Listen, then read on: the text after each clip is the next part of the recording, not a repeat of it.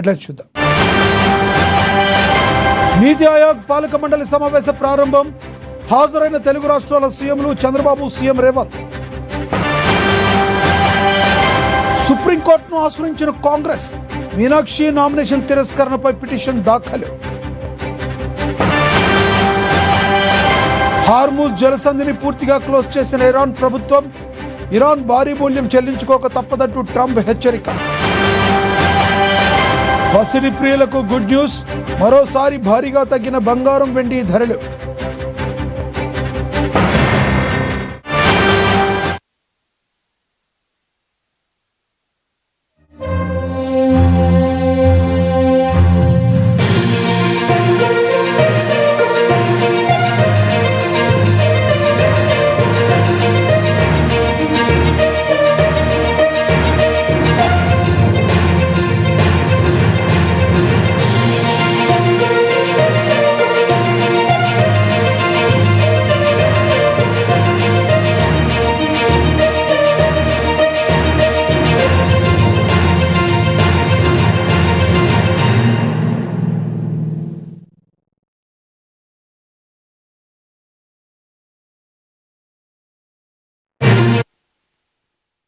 Breaking news చూస్తున్నాం. పసిడి ప్రియులకు గుడ్ న్యూస్. అంతర్జాతీయ మార్కెట్లో చోటు చేసుకున్న పరిణామాల ప్రభావంతో గత కొన్ని రోజులుగా ఆకాశాన్ని తాకుతూ వచ్చిన పసిడి ధరలు ఒక్కసారిగా భారీగా క్షీణించాయి. ఈవేళ 10 గ్రాముల 24 క్యారెట్ బంగారం ధర 2300 మేర తగ్గింది. దీంతో తులం బంగారం ధర 1,45,640 మార్కు చేరుకుంది. మరోవైపు 22 క్యారెట్ల గోల్డ్ రేట్ కూడా క్షీణించింది. 10 గ్రాముల 22 క్యారెట్ల బంగారం ధర 1,950 మేర పడిపోయింది. ప్రస్తుతం 1,33,500 వద్ద కొనసాగుతుంది. ఇక బంగారంతో పాటే ఇటు వెండి ధరలు కుప్పకూలాయి. కిలో వెండి ధరపై ఏకంగా 10,000 మేర భారీ పతనం నమోదైంది. దీంతో ఇవాళ 2,60,000 మార్కు వద్ద ట్రేడ్ అవుతుంది.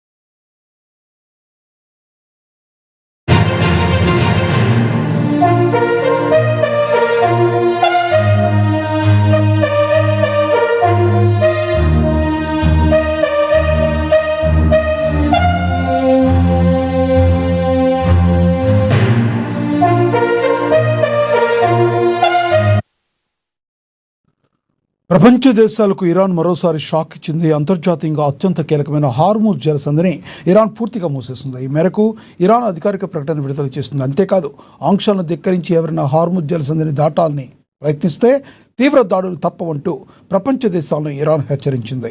ఇరాన్ తీసుకున్న ఈ దూకు నిర్ణయంపై అమెరికా స్పందించింది. ఇరాన్ వైఖరిపై అమెరికా అధ్యక్షుడు డొనాల్డ్ ట్రంప్ ఘాటుగా స్పందిస్తూ ఆ దేశానికి స్ట్రాంగ్ వార్నింగ్ ఇచ్చారు. ఇరాన్ భారీ మూల్యం చెల్లించుకోక తప్పదంటూ ట్రంప్ హెచ్చరించారు.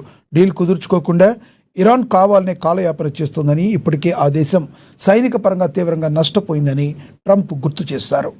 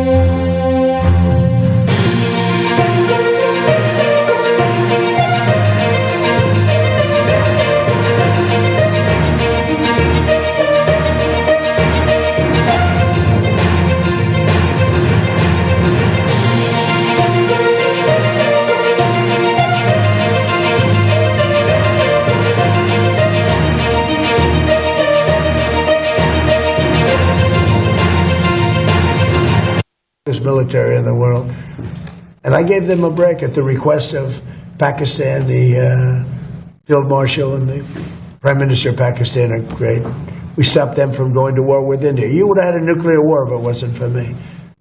But they became friendly to me, very friendly, and they're close to Iran, and they worked, and they still are working on trying them to do what's right. But we want a deal that's meaningful. We want a deal that works. We don't want to just have a Barack Hussein Obama deal, JCPOA, the worst deal. That was a path to a nuclear. It's the exact opposite. You know, I like on television, they say, oh, they should have kept that deal. First of all, it was over. It was a short-term deal. But that deal was a path to a nuclear weapon. This is a path against a nuclear. You can't have a nuclear weapon. His was a path to a nuclear weapon. They were developing during his administration nuclear weapon. If they had a nuclear weapon, there'd be no Israel, there'd be no Middle East, and they would have absolutely shot at us. So we'll see what happens. But we hit them hard yesterday, and we're going to hit them again hard today, in case you miss, in case you don't turn on your television set. And we'll see what happens with the deal. We were really close to a deal, but they keep tapping us along. They keep playing us for suckers because you know what? They dealt with some very stupid precedents. I have to say that. I'm embarrassed to say it. Some very stupid people were sitting here. Yeah, the military in the world. And I gave them a break at the request of Pakistan.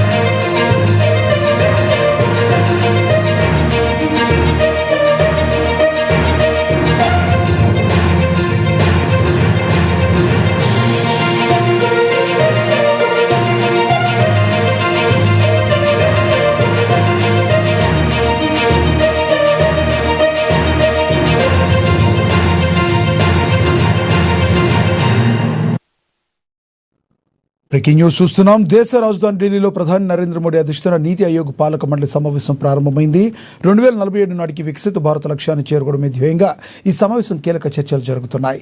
ఈ సదస్సుకు AP ముఖ్యమంత్రి నారా చంద్రబాబు నాయుడు, తెలంగాణ ముఖ్యమంత్రి రేవంత్ రెడ్డితో సహా అన్ని రాష్ట్రాల సీఎంలు హాజరయ్యారు.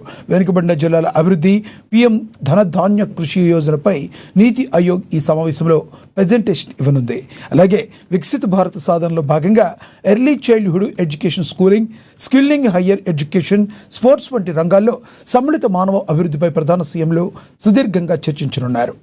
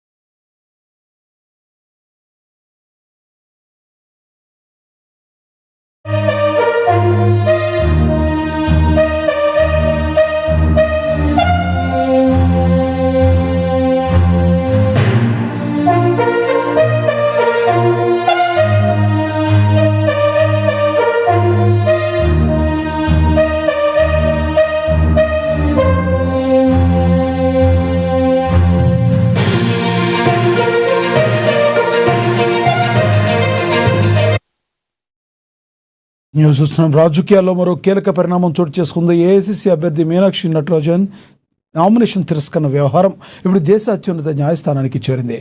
మీనాక్షి నామినేషన్ రిటర్నింగ్ అధికారి తిరస్కరించడాన్ని సవాల్ చేస్తూ కాంగ్రెస్ పార్టీ సుప్రీంకోర్టును ఆశ్రయించింది.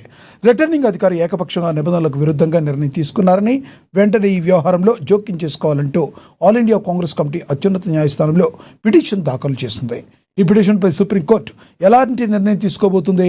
కాంగ్రెస్ పార్టీకి న్యాయస్థానంలో ఊరట లభిస్తుందా లేదా అనేది ఇప్పుడు దేశవ్యాప్తంగా తీవ్ర ఉత్కంఠ రేపుతోంది.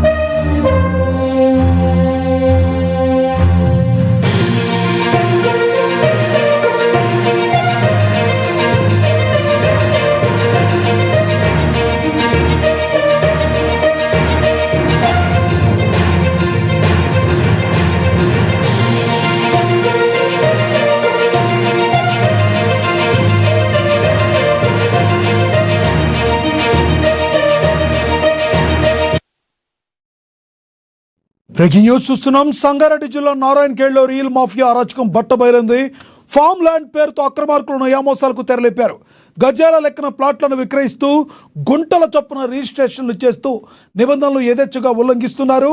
నారాయణఖేడ్ మండలం దావూర్ గ్రామంలో శ్రీకారం ఐకానిక్ వెంచర్ పేరుతో శ్రీనివాసుడు అనే వ్యక్తి సాగిస్తున్న అవినీతి బయటపడింది.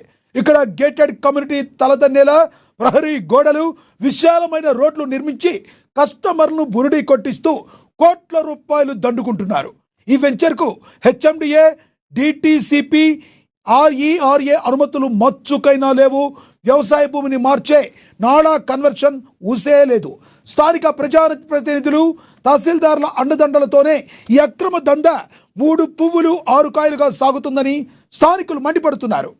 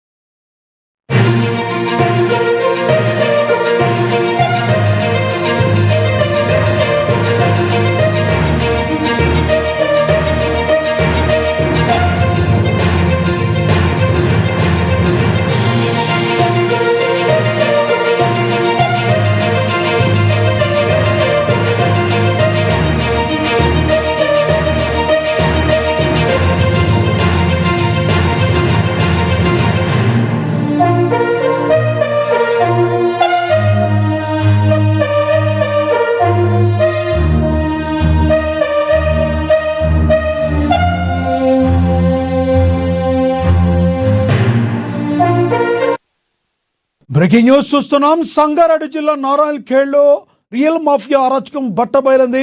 ఫామ్ ల్యాండ్ పేరుతో అక్రమార్కులు నయామోసాలకు తెరలేపారు. గజాల లెక్కన ప్లాట్లను విక్రయిస్తూ గుంటల చొప్పున రిజిస్ట్రేషన్లు చేస్తూ నిబంధనలు యథేచ్ఛగా ఉల్లంఘిస్తున్నారు. నారాయణఖేడ్ మండలం దావూర్ గ్రామంలో శ్రీకారం ఐకానిక్ వెంచర్ పేరుతో శ్రీనివాసుడు అనే వ్యక్తి సాగిస్తున్న అవినీతి బట్టబయలైంది. ఇక్కడ గేటెడ్ కమ్యూనిటీని తలదన్నేలా ప్రహరీ గోడలు, విశాలమైన రోడ్లు నిర్మించి కస్టమర్లను బురిడి కొట్టిస్తూ కోట్ల రూపాయలు కొల్లగొడుతున్నారు. ఈ వెంచర్కు హెచ్ఎండిఏ, డిటిసిపి, ఆర్ఈఆర్ఏ అనుమతులు మచ్చుకైనా లేవు. వ్యవసాయ భూమిని మార్చే నాడా కన్వర్షన్స్ ఊసే లేదు. స్థానిక ప్రజాప్రతినిధులు, తహసీల్దార్లు అండదండలతోనే ఈ అక్రమ దందా 3 పువ్వులు 6 కాయలుగా సాగుతుందని స్థానికులు మండిపడుతున్నారు.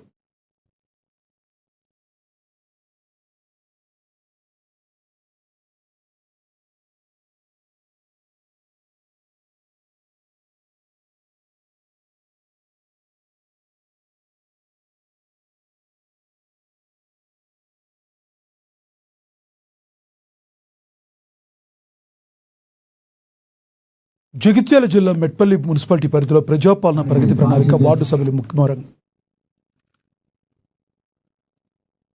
జగిత్యాల జిల్లా మెట్పల్లి మున్సిపాలిటీ పరిధిలో ప్రజాపాలన ప్రగతి ప్రణాళిక వార్డు సభలు ముమ్మరంగా సాగుతున్నాయి. తెలంగాణ రాష్ట్ర ప్రభుత్వం ప్రతిష్టాత్మకంగా చేపట్టిన 99 రోజుల యాక్షన్ ప్లాన్లో భాగంగా ఈ నెల 4వ తేదీ నుండి 10వ తేదీ వరకు వార్డు సభలు నిర్వహించాలని ఆదేశాలు జారీ చేస్తుంది.